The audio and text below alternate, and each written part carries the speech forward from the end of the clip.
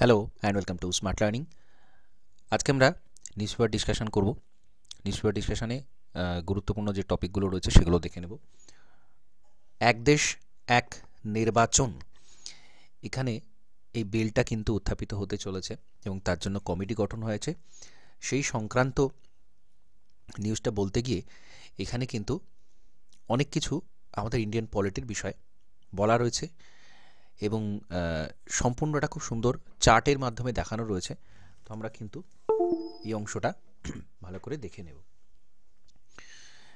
এছাড়া ভারতীয় পরিকাঠামো, শিক্ষা ব্যবস্থা, মার্কিন শিক্ষা ব্যবস্থায় আমাদের শিক্ষা ব্যবস্থার মধ্যে যে মার্কিন শিক্ষা ব্যবস্থার ছোঁয়া রয়েছে সেটা নিয়ে এখানে বলা রয়েছে। আর কি রয়েছে, রপ্তানি বাড়ানোর জন্য সুদ ছাঁটাই করার বিষয় বলা রয়েছে। আন্তর্জাতিক বাণিজ্যের ক্ষেত্রে এটা গুরুত্বপূর্ণ একটা বিষয়।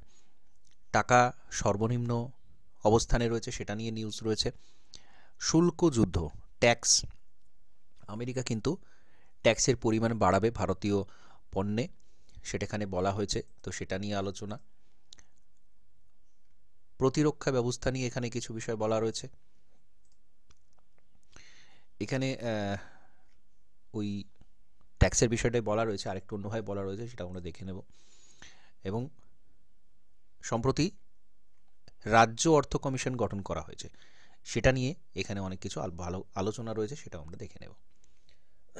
তো প্রথমে সংবিধান সংশোধন নিয়ে এখানে বলা রয়েছে এবং এই যে বিষয়টা, এক দেশ এক নির্বাচন কার্যকর করতে সংবিধান সংশোধন করতে হবে, সেই জন্যই ফের চর্চায় সংবিধান সংশোধনী, অর্থাৎ সংবিধানে যা লিখিতভাবে রয়েছে তাতে যদি কোনো পরিবর্তনের প্রয়োজন হয় তাহলে সংসদের ক্ষমতা রয়েছে সেটা করার। ভারতের সংবিধানের 368 অনুচ্ছেদে সংশোধন এই অধিকার রয়েছে সংসদের, কিন্তু সেটা সহজ নয়। এবং এই যে কেশবানন্দ ভারতী কেসে বেসিক স্ট্রাকচারের কথা বলা হয়েছিল, যেটাকে পরিবর্তন করা কখনোই সম্ভব নয়, সেই বিষয়টাও কিন্তু এখানে বলা রয়েছে। তো খুব সুন্দর করে চার্টের মাধ্যমে এখানে দেখানো রয়েছে। আমরা প্রথমে ওয়ান নেশন ওয়ান ইলেকশন বিলটা কিভাবে আসতে চলেছে সেটা দেখব। যেহেতু সংবিধান সংশোধন বিল যুক্তরাষ্ট্রীয় কাঠামোয় বদলে সুপারিশ করা হয়েছে, তাই 368 অনুচ্ছেদ অনুসারে স্পেশাল মেজরিটি অর্থাৎ সংসদে উপস্থিত ও ভোটদানকারী সংসদের 2/3 সমর্থন, দুই কক্ষের মোট সংসদের 50%-এর বেশি ভোট, বিধানসভায় সিম্পল মেজরিটিতে পাশ হতে হবে। তো ওয়ান নেশন ওয়ান ইলেকশন, এটাতে রাজ্যের স্বার্থ রয়েছে, কারণ রাজ্যগুলোতেও ইলেকশন কিন্তু একই সাথে হবে, বিধানসভা লোকসভা নির্বাচন একই সাথে হবে। সুতরাং এইটাকে কিন্তু স্পেশাল মেজরিটি এবং রাজ্যগুলোর কনসেন্ট, 50% রাজ্যের কনসেন্ট, এটা কিন্তু চাই। অর্থাৎ স্পেশাল মেজরিটি প্লাস 50% বিধানসভায় সিম্পল মেজরিটি, এই দুটোই কিন্তু হতে হবে, যেহেতু এটা একটা ফেডারেল স্ট্রাকচারটাকে চেঞ্জ করছে one nation one election bill. সুতরাং এইভাবে এখানে পাশ হতে হবে। এখানে এই বিষয়টাই বলা রয়েছে। অনুচ্ছেদ 61 অনুযায়ী রাষ্ট্রপতিকে ইমপিচ করতে হলেও মোট সদস্য শক্তি 2/3 সমর্থন প্রয়োজন, এটা আমরা জানি। রাষ্ট্রপতির ইমপিচমেন্টটাও কিন্তু স্পেশাল মেজরিটিতে পাশ হতে হয়। যাই হোক, আমরা এখানে সংশোধনের যে 4টে প্রক্রিয়া রয়েছে সেটা একটু রিভিশন করে নেব। প্রথমে বলা হচ্ছে কি সিম্পল মেজরিটি বা ফাংশনাল মেজরিটি, এটা খুব সহজ ব্যাপার। 50% ভোট যদি হয় বা 50%-এর বেশি, সেটা পার হলেই কিন্তু এটা খুব ভালোভাবে সম্ভব। কোথায় কোথায় এটা করা হয় সেটা বলা রয়েছে। অর্থ বিল, মানি বিলের ক্ষেত্রে, মোশন, এই সমস্ত ক্ষেত্রে, মুলতবির ক্ষেত্রে, ফাইন্যান্সিয়াল এমার্জেন্সি ঘোষণার ক্ষেত্রে, এইগুলো সিম্পল মেজরিটিতে পাশ হয়। এবং আরেকটা খুব গুরুত্বপূর্ণ, রাষ্ট্রপতি শাসন জারিতে, রাজ্যে যদি রাষ্ট্রপতি শাসন করতে হয় তাহলে কিন্তু সেটা সিম্পল মেজরিটিতে পাশ হয়। আর কি অ্যাবসলিউট মেজরিটি, অ্যাবসলিউট মেজরিটি কি, সংসদের দুই কক্ষের মোট সদস্য সংখ্যার 50%-এর বেশি, লোকসভার ক্ষেত্রে 273, রাজ্যসভার ক্ষেত্রে 126, সংসদ বা বিধানসভায় কোনো নিয়মিত কার্য পরিচালনার জন্য এটা হয়ে থাকে।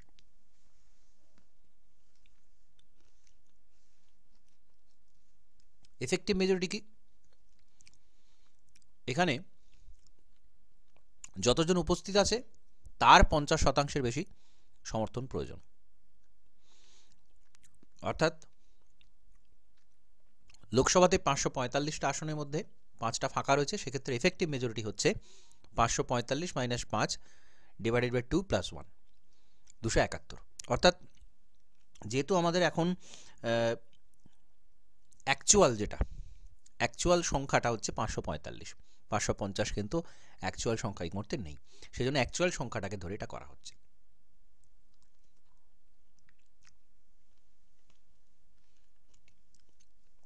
আর হচ্ছে স্পেশাল মেজরিটি। রাজ্য তালিকার বিষয়ে 249 অনুচ্ছেদ প্রয়োগে উপস্থিত ভোটদানকারী সংসদ 2/3 সমর্থন বাধ্যতামূলক। তো এটা আমরা জানি যে স্পেশাল মেজরিটির ক্ষেত্রে যতজন উপস্থিত আছেন তার 50%-এর বেশি তো হতেই হয়, তার সাথে সাথে তার 2/3 হতে হয়, এবং অ্যাকচুয়াল যতজন সদস্য সেই কক্ষে রয়েছেন সেক্ষেত্রেও কিন্তু তাদের এই মেজরিটিটা প্রয়োজন হয়, 50%-এর বেশি সমর্থন থাকতে হয়। মৌলিক অধিকারের ক্ষেত্রে আমরা জানি এটা করা হয়, বা সবচেয়ে গুরুত্বপূর্ণ বিষয়ের ক্ষেত্রে স্পেশাল মেজরিটিতে কিন্তু পাস হতে হয়। এবার এখানে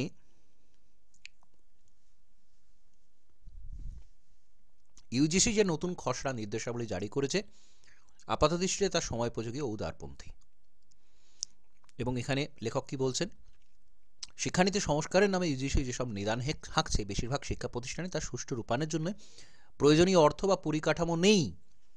এইটা একটা খুব গুরুত্বপূর্ণ দিক।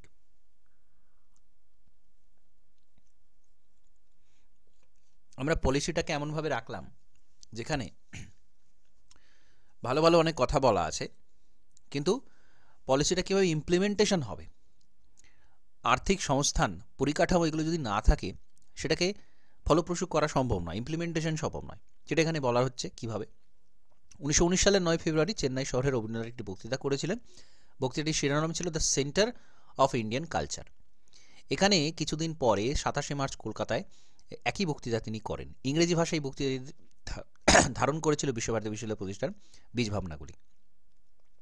তো এখানে জাস্ট ইনফরমেশনটা দেয়া আছে যে একটি ভারতীয় বিশ্ববিদ্যালয় যে কিছুতেই একটি বিদেশি বিশ্ববিদ্যালয়ের অন্ধ অনুকরণে নির্মিত হতে পারে না, এই বক্তৃতায় খুব জোরের সঙ্গে এই কথা বলেছিলেন রবীন্দ্রনাথ।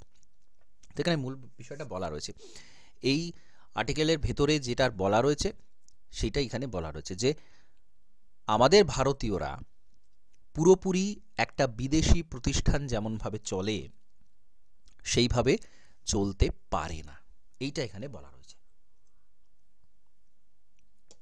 যেহেতু রবীন্দ্রনাথ ঠাকুর এটা বলেছিলেন, এটা একটা খুব গুরুত্বপূর্ণ বিষয়, এবং আমরা জানি সম্প্রতি এই যে শিক্ষানীতি, শিক্ষা, এই যে ব্যাপারগুলো, এগুলো কিন্তু দীর্ঘদিন চর্চা রয়েছে, কারণ নিউ এডুকেশন পলিসির ক্ষেত্রে দীর্ঘদিন সেটা আলোচ্য বিষয়বস্তু।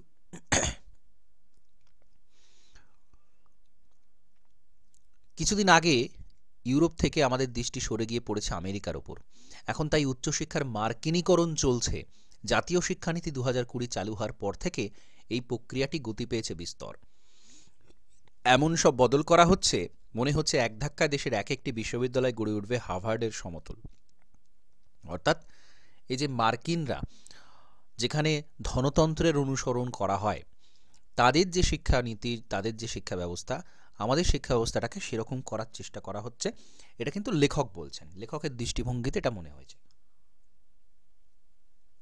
তো এক্ষেত্রে তিনি সেই রবীন্দ্রনাথ ঠাকুরের বক্তৃতাটা ধরে তিনি এটা বলতে চাইছেন। আপাত দৃষ্টিতে এই খসড়া নথিটির নির্দেশাবলীকে ভীষণ আধুনিক, উদার মনে হতে পারে। অর্থাৎ এটা যে নিউ এডুকেশন পলিসি যে এসেছে সেটাকে খুব উদার মনে হতে পারে।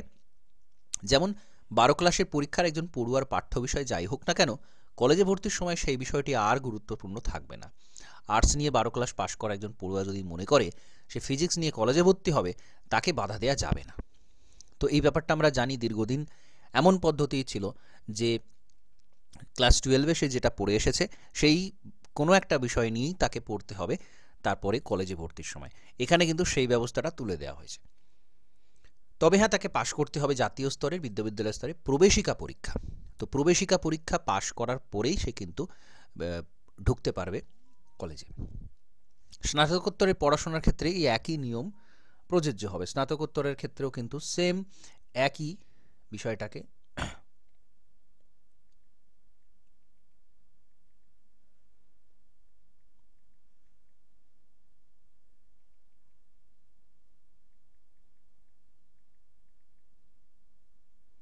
ঠিক আছে, তাহলে এটা খুব গুরুত্বপূর্ণ একটা বিষয়। আচ্ছা, তারপরে কি বলা হচ্ছে, রসায়ন নিয়ে স্নাতকোত্তর পড়তে পারবে একটা সময় সে যদি চায় হঠাৎ করে। ঠিক আছে, একই সঙ্গে দুটি বিষয় নিয়ে স্নাতক বা স্নাতকোত্তরে পড়াশোনাও করা যাবে। তাহলে এইগুলো কিন্তু একটা উদারপন্থী মনোভাব।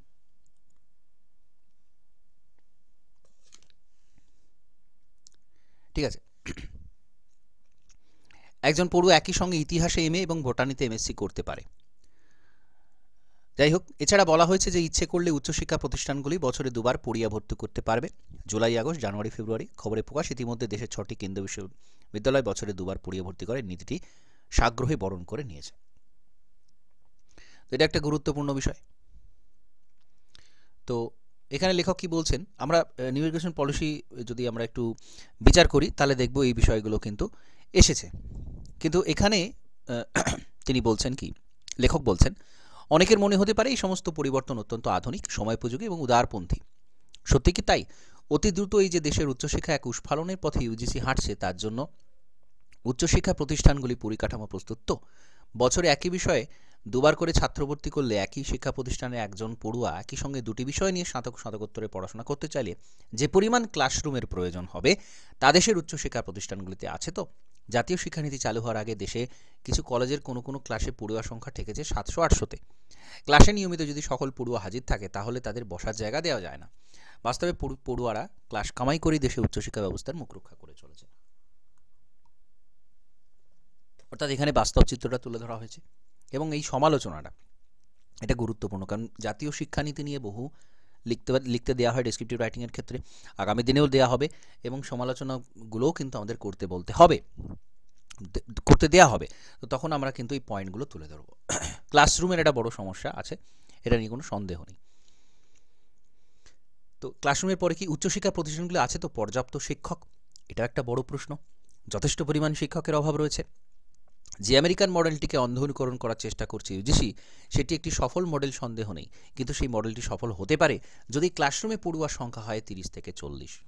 খবর নিলে দেখা যাবে দেশে এমন অনেক কলেজ বিশ্ববিদ্যালয় আছে যেখানে নতুন এই ব্যবস্থা আসার আগে শুধু জেনারেল ক্লাসে নয়, একটি বিএ, বিএসসি অনার্স বা এমএ, এমএসসি ক্লাসে পড়ুয়ার সংখ্যা ছিল 250-র কাছাকাছি। তাহলে আরও বাড়বে সেটা। তো সেটা বহন করার জন্য যে পরিমাণ শিক্ষক প্রয়োজন সেটা কিন্তু নেই। এটা একটা বিষয়। আর কি, উচ্চশিক্ষা প্রতিষ্ঠানগুলিতে বইতে থাকলে সবকটি বিষয়কে সমান গুরুত্ব দিয়ে রুটিন বানানো যাবে তো? এটা একটা বড় প্রশ্ন, কারণ একই সাথে দুটো বিষয়ের ক্লাস সেটা কি করানো সম্ভব নয়। তাহলে বিভিন্ন পড়ুয়া যদি বিভিন্ন সাবজেক্টের কম্বিনেশন নেয় তাহলে সেক্ষেত্রে রুটিনের কিন্তু বিরাট বড় একটা সমস্যা আসবে।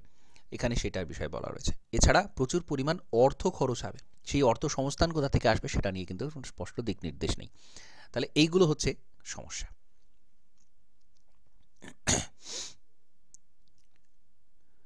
এটা খুব গুরুত্বপূর্ণ একটা নিউজ এডিটোরিয়াল। এটা কিন্তু আগামী দিনে কোনো না কোনো পরীক্ষাতে এটা নিয়ে কিন্তু লিখতে দেওয়া হবে, বলতে দেওয়া হবে।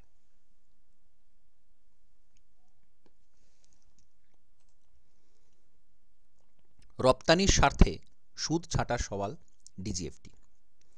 ভারতের রপ্তানি কমার পরিসংখ্যান বেরোতেই ফের জোরালো হয়েছে সুদ কমানোর দাবি। তো আমাদের রপ্তানিটা কিন্তু কমে গেছে, এটা বলা হচ্ছে। সেই সওয়াল এলো খোদ director general of foreign trade বা ডিজিএফটি। তাহলে director general of foreign trade, সেখান থেকে এটা বলা হয়েছে। কেন্দ্রীয় বাণিজ্য মন্ত্রকের আওতাভুক্ত একটা সংস্থা। ট্রেড অ্যান্ড কমার্স যে মিনিস্ট্রি রয়েছে, যে মন্ত্রক রয়েছে, তার একটা সংস্থা হচ্ছে director general of foreign trade. তাদের কাজ মূলত দেশের বাণিজ্য নীতির উন্নয়ন এবং রূপায়ণ। রপ্তানিকারী ছোট মাঝারি সংস্থাগুলির সমস্যার কথা তুলে ধরে বুধবার সুদ কমানোর প্রয়োজন ব্যাখ্যা করেছে তারা। গত মাসে কি দেখা যাচ্ছে, দেশের রপ্তানি বাণিজ্য 4.85% কমে গেছে। Santosh Kumar Sarangi, director general of foreign trade, তিনি বলছেন চড়া সুদ এর কারণ, তা না কমলে বাণিজ্য মার খেতে থাকবে। এটা একটা গুরুত্বপূর্ণ বিষয়। চড়া সুদের কারণে ধার নিতে পারছেন না বিভিন্ন সংস্থা। সুদের হার যদি বেশি থাকে, ব্যবসা বাণিজ্য বাড়ানোর জন্য ধার কিন্তু চট করে ব্যবসায়ীরা নিতে চাইবেন না।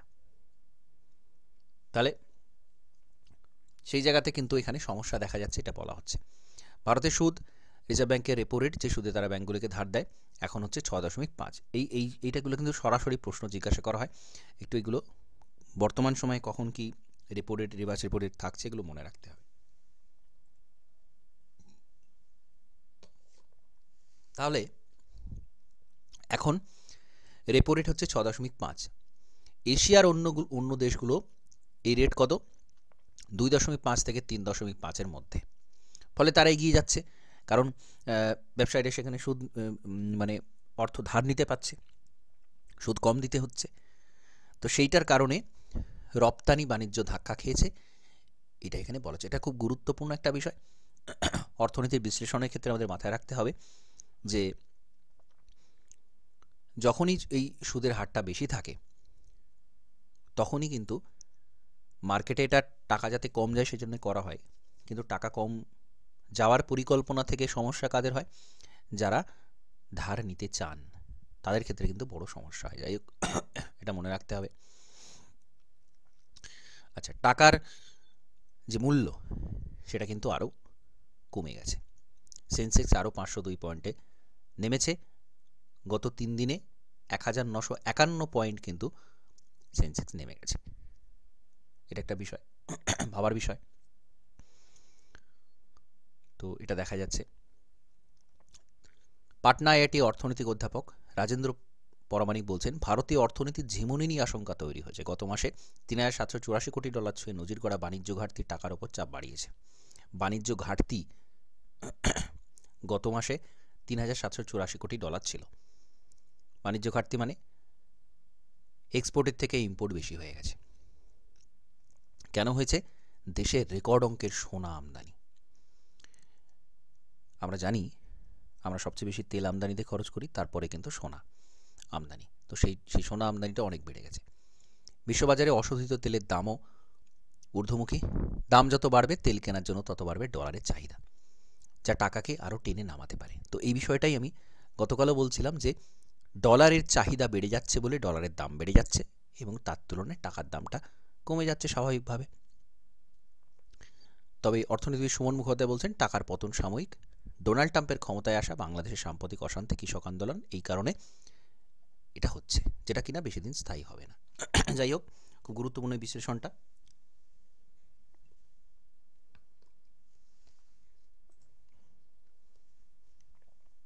ট্রাম্পের হুমকিতে শুল্ক যুদ্ধের বার্তা।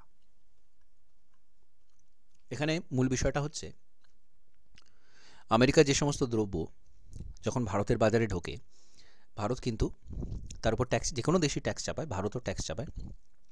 আমেরিকা বলতে চাইছে যে ভারত যে পরিমাণ ট্যাক্স চাপাচ্ছে, আমরাও সেই পরিমাণ ট্যাক্স চাপাবো। তাহলে কী হবে? ভারতের যে দ্রব্য, তার চাহিদা কিন্তু আমেরিকার বাজারে কমে যাবে। আমরা আমেরিকার সাথে কিন্তু যথেষ্ট ভালো পরিমাণ বাণিজ্য কিন্তু করি আমেরিকার সাথে। তো সেখানে যদি ট্যাক্স অতিরিক্ত বসানো হয়, তাহলে কিন্তু মার্কেটে অনেকটাই তখন চাহিদাটা কমে যাবে ভারতীয় দ্রব্যের। তো এটা বলা হচ্ছে। আচ্ছা, এখানে আন্তর্জাতিক সম্পর্কের একটা বিষয় খুব সুন্দর লেখা রয়েছে। গত কয়েক বছরে ভারত প্রশান্ত মহাসাগরীয় অঞ্চলে যেভাবে ক্রমাগত শক্তি বৃদ্ধি করেছে, চীন তার প্রভাব হতে চলেছে সুদূরপ্রসারী। আগামী দিনে সমুদ্র শক্তির নিরিখে তারা আমেরিকাকেও সরাসরি চ্যালেঞ্জ জানাবে। তো চীনের এই শক্তি বৃদ্ধি আমরা দেখতে পাচ্ছি। এহেন পরিস্থিতিতে ভূরাজনৈতিক স্বার্থ রক্ষা, নিরাপত্তা বৃদ্ধির প্রয়োজনে নিজের নৌশক্তি আরও ধারালো করতে চাইছে ভারত। চীন যেহেতু এগিয়ে যাচ্ছে, সেখানে ভারতকে প্রতিযোগিতায় টিকে থাকতে হলে তাকেও এগোতে হবে। সম্প্রতি রুশ বন্দর শহর কালিনিনগ্রাদ ভারতের প্রতিরক্ষামন্ত্রী রাজনাথ সিংহের উপস্থিতিতে ভারতের নৌসেনা আনুষ্ঠানিক অন্তর্ভুক্তি হল আইএনএস তুশিলের। আইএনএস তুশিল এটা সম্প্রতি ভারতীয় নৌসেনাতে অন্তর্ভুক্তি হয়েছে। ইন্ডিয়ান নেভির এটা গুরুত্বপূর্ণ একটা এমসিকিউ হতে পারে এখান থেকে, কারেন্ট অ্যাফেয়ার। উন্নত ক্রিভাক 3 ক্লাসের রণতরী তুশিল প্রজেক্ট 1135.6 এর অংশ, যার 6টি জাহাজ ইতিমধ্যে ভারতীয় নৌসেনার পরিষেবা নিয়ে যাচ্ছে। রুশ সহযোগিতায় নির্মিত অত্যাধুনিক এই রণতরীকে শুধু দ্বিপাক্ষিক সহযোগিতার সুফলই নয়, মোদী সরকারের মেক ইন ইন্ডিয়া উদ্যোগের অগ্রণী উদাহরণ হিসেবে আখ্যা দিতে চেয়েছে ভারতীয় প্রতিরক্ষামন্ত্রী। তাহলে ক্রিভাক 3 এই ক্লাসের রণতরী হচ্ছে তুশিল, প্রজেক্ট 11356 এর অংশ। এটা প্রতিরক্ষার ক্ষেত্রে খুব গুরুত্বপূর্ণ একটা কারেন্ট অ্যাফেয়ার, ঠিক আছে। তুশিল এটা কিন্তু মনে রাখবেন। তুলনামূলকভাবে স্বল্প খরচ হওয়ার কারণে জটিল প্রযুক্তি ভাগ করে নেয়ার আজ বহু বছর যাবৎ দিল্লির অন্যতম অস্ত্র সরবরাহকারী হয়ে উঠেছে রাশিয়া। এটা আমরা জানি, রাশিয়ার সহায়তায় S-400 এর মতো ডিফেন্স সিস্টেম ইত্যাদি আমরা অনেক কিছুই রাশিয়া থেকে নিয়েছি। তো সেটাও এখানে একটা গুরুত্বপূর্ণ বিষয়।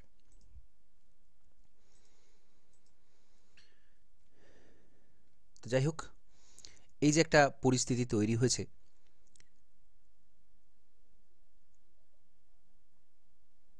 দীর্ঘায়িত যুদ্ধের প্রশ্ন তুলে দিয়েছে রুশ অস্ত্রের কার্যকারিতার উপরে। মস্কো বেজিং সখ্য উদ্বেগ বাড়িয়েছে দিল্লি। আমরা জানি রাশিয়ার সাথে কিন্তু চীনের ভালো সম্পর্ক রয়েছে। সম্প্রতি দুই রাষ্ট্রের দ্বিপাক্ষিক সম্পর্ক যেভাবে গাঢ় হয়েছে, তাতে এরপর বেজিংয়ের সঙ্গে কূটনৈতিক বিবাদে দিল্লি মস্কোকে পাশে পাওয়া কিনা প্রশ্ন থাকছে। অর্থাৎ চীনের সাথে যদি বিবাদ হয় বা কোনো কিছু নিয়ে বাদানুবাদ হয়, সেক্ষেত্রে রাশিয়া ভারতের সাথে থাকবে কিনা সেটা নিয়ে একটা প্রশ্ন থাকছে।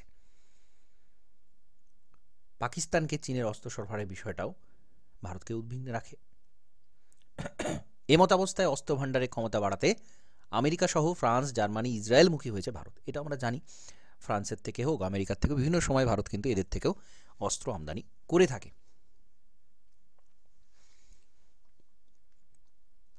আমদানি নির্ভরতা হ্রাস করতে কেন্দ্রীয় সরকারের মেক ইন ইন্ডিয়া এখনও সফল নয়।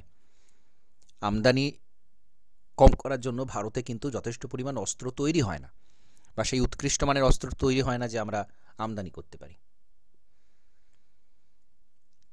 দেশের সামরিক সরঞ্জামের সিংহভাগ এখনও রুশ নির্মিত হওয়ার ফলে মস্কোর সাথে সম্পর্ক ছিন্ন করাও অসম্ভব। এটা সম্ভব নয়। তো এই বিষয়টা নিয়ে এখানে বলা হয়েছে, এবং প্রতিরক্ষার ক্ষেত্রে এই যে পরিবর্তিত পরিস্থিতি সেটা নিয়ে এখানে বলা রয়েছে, যেটা আমরা দেখেছি অলরেডি।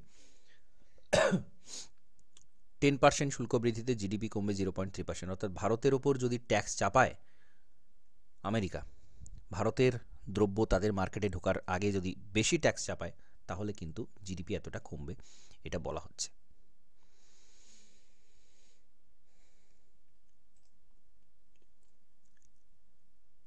রাজ্য অর্থ কমিশন কিন্তু সম্প্রতি বসানো হয়েছে। এটা একটা খুব গুরুত্বপূর্ণ বিষয়। রাজ্যে অর্থ কমিশন কিন্তু বসানো হয়েছে। চেয়ারম্যান হচ্ছেন হরিকৃষ্ণ দ্বিবেদী। প্রাথমিক রিপোর্ট 6 মাসে দেওয়া হবে। তো এটা একটা গুরুত্বপূর্ণ এমসিকিউ তৈরি হতে পারে যে রাজ্য অর্থ কমিশন সম্প্রতি যেটা বসানো হয়েছে, তার চেয়ারম্যান কাকে করা হয়েছে। তো হরিকৃষ্ণ দ্বিবেদীকে চেয়ারম্যান করা হয়েছে। রাজ্য অর্থ কমিশনের কাজ কি? পঞ্চায়েত এবং পুরসভার আর্থিক অবস্থা খতিয়ে দেখা, পঞ্চায়েত পুরসভাকে আয় বাড়ানোর রাস্তা দেখানো, পঞ্চায়েত এবং পুরসভার কিভাবে আয় বৃদ্ধি হবে সেটা বলে দেওয়া, টোল, লেভি ও ট্যাক্সের পরিমাণ ঠিক করে দেওয়া। এটা খুব গুরুত্বপূর্ণ একটা বিষয়, কারণ এটা কিন্তু এই ট্যাক্সটা কিন্তু পঞ্চায়েত এবং পুরসভার কাছে যায়।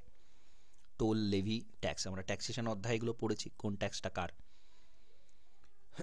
এবং কনসলিডেটেড ফান্ড থেকে বরাদ্দের পরিমাণ ঠিক করা। রাজ্য অর্থ কমিশনের এগুলোই কাজ। কেন্দ্রের যে অর্থ কমিশন রয়েছে তার কাজ হচ্ছে কেন্দ্র এবং রাজ্যের মধ্যে কত অর্থ বন্টন হবে, ট্যাক্সের টাকা বন্টন হবে সেটা দেখা, এবং রাজ্যগুলোর কোন রাজ্য কতটা ট্যাক্সের টাকা পাবে সেটা দেখা। তেমনি রাজ্যের অর্থ কমিশনের তার কাজ হচ্ছে বিভিন্ন যে পঞ্চায়েত, বিভিন্ন যে মিউনিসিপ্যালিটি রয়েছে তাদের মধ্যে অর্থ বন্টন কীরকম হবে, কতটা হবে, কীভাবে তাদের আয়ের উৎস আসবে, কোথা থেকে আসবে, সেইগুলো দেখা, এবং এই যে বরাদ্দ কত হবে কনসলিডেটেড ফান্ড থেকে, সেটা মূল কাজ। এটা হচ্ছে কততম অর্থ কমিশন? ষষ্ঠ অর্থ কমিশন। এই যে অর্থ কমিশনটা বসানো হয়েছে এটা হচ্ছে ষষ্ঠ অর্থ কমিশন। এবং আমরা জানি কত বছর অন্তর অন্তর এই অর্থ কমিশন বসানো হয়, বলুন? 5 বছর। 5 বছর। তাহলে 5 বছর অন্তর এটা বসানো হয়েছে, এবং এটা ষষ্ঠ। যেসব সোর্স থেকে রাজ্য সরকার তার রাজস্ব সংগ্রহ করে সেই টাকা যথাযথভাবে ব্যয় হচ্ছে কিনা সেটাকেও নতুন করে মূল্যায়ন করবে অর্থ কমিশন। মূল্যায়ন করবে আর কি করবে? প্রশাসনিক ব্যয় সংকোচ, রাজ্যের ঘাট থেকে ঋণের বোঝা কীভাবে নামানো যায় সে বিষয়ে রাজ্য সরকারের কাছে সুপারিশ করবে তারা। এই লক্ষ্যে রাজ্যের প্রাক্তন মুখ্য সচিব হরিকৃষ্ণ দ্বিবেদীকে মাথায় রেখে তৈরি হলো রাজ্যের ষষ্ঠ অর্থ কমিশন। মেম্বার হিসেবে থাকছেন আইএস, বর্ণালী বিশ্বাস ইত্যাদি ইত্যাদি লোক। এটা ইম্পর্টেন্ট নয়, হরিকৃষ্ণ দ্বিবেদী এই নামটা কিন্তু অবশ্যই মনে রাখবেন। উনি হচ্ছেন ষষ্ঠ অর্থ কমিশন, ষষ্ঠ রাজ্য অর্থ কমিশনের চেয়ারম্যান। এবং এই যে মেয়াদকাল, 5 বছরের মেয়াদকাল শুরু হবে 2025-এর 1 এপ্রিল থেকে। তো যাই হোক, এখানে টেকনিক্যাল বিষয়ে কিছু বলা নেই, আভ্যন্তরীণ বিষয়ে বলা রয়েছে। এখানে একটু দেখে নেব আমরা। গ্রামের রাস্তা, নিকাশি নালা তৈরি, খাল কাটানো, পুকুর সংস্কার, কালভার্ট নির্মাণ সহ বিভিন্ন উন্নয়নমূলক কাজে রাজ্য কনসলিডেটেড ফান্ড থেকে পঞ্চায়েত পুরসভাগুলিকে ফি বছর মোটা টাকা আর্থিক অনুদান দেয়। তো পঞ্চায়েতের কাছে, মিউনিসিপ্যালিটির কাছে যে টাকাটা আসে সেটা কোথা থেকে আসে? অনুদান হিসেবে অনেক টাকা আসে। এই যে কনসলিডেটেড ফান্ড, রাজ্যের যে কনসলিডেটেড ফান্ড, সেই ফান্ড থেকে কিন্তু একটা বড় অঙ্কের টাকা অনুদান হিসেবে আসে এই সমস্ত কাজ করার জন্য। এবং এটাও কিন্তু রাজ্য অর্থ কমিশন বলে দেবে যে কিভাবে টাকাটা বণ্টিত হবে, কতটা পরিমাণ বণ্টিত হওয়া উচিত ইত্যাদি আর্থিক সমস্ত বিষয় তারা কিন্তু পরামর্শ দেবে রাজ্যকে। এখানে জাস্ট এই ইনফরমেশনটা বলা রয়েছে যে 5 বছর অন্তর অন্তর এটা বসাতে হবে। কমিশনের সুপারিশ মেনে পঞ্চায়েত পুরসভাগুলিকে অর্থ বন্টন করতে বলা হয়েছে। যদিও বাস্তবে অনেক রাজ্য সেই নিয়ম মেনে চলে না। এটা একটা খুব গুরুত্বপূর্ণ বিষয় বলা রয়েছে। কেন্দ্র অর্থ কমিশন হোক বা রাজ্য অর্থ কমিশন, এরা কিন্তু জাস্ট অ্যাডভাইজারি বডি, অ্যাডভাইস দেয় এইরকম করা হতে পারে, এরকম করা যেতে পারে। অর্থ কমিশন রাজ্যের হোক কেন্দ্রের হোক, তারা যা বলে গেল সেটা মানতেই হবে, সেটা করতেই হবে, এরকম কিন্তু কোথাও বলা নেই। অর্থাৎ রাজ্য যদি মনে করে রাজ্য অর্থ কমিশন এই বলেছে, আমরা এটা মানব না, আমরা অন্যরকমভাবে করব, সেটা করতে তারা কিন্তু পারে। সংবিধানেতেই এটা এরকম বলা রয়েছে যে এরা হচ্ছে অ্যাডভাইজারি বডি। এরা যা বলবে সেটা বাইন্ডিং নয়, সেটা করতেই হবে বাধ্যতামূলকভাবে, সেটা কিন্তু নয়। ঠিক আছে, এখানে খুব সুন্দর করে বলা রয়েছে। ঠিক আছে, তাহলে আমরা পলিটি, ইকোনমি, ইন্টারন্যাশনাল রিলেশন এবং আমাদের ডেসক্রিপটিভ রাইটিংয়ের একটা খুব ভালো টপিক, নিউ এডুকেশন পলিসির যে সমস্ত ঘাটতির দিক রয়েছে, অসুবিধাজনক দিক রয়েছে, সেগুলো তুলে ধরা হয়েছে।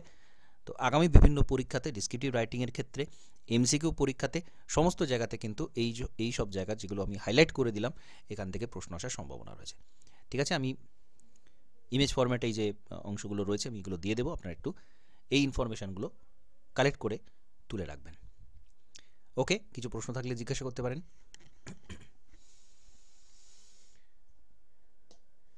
বেশ, ঠিক আছে, তাহলে আজ এই ক্লাসটা এখানে কমপ্লিট করছি।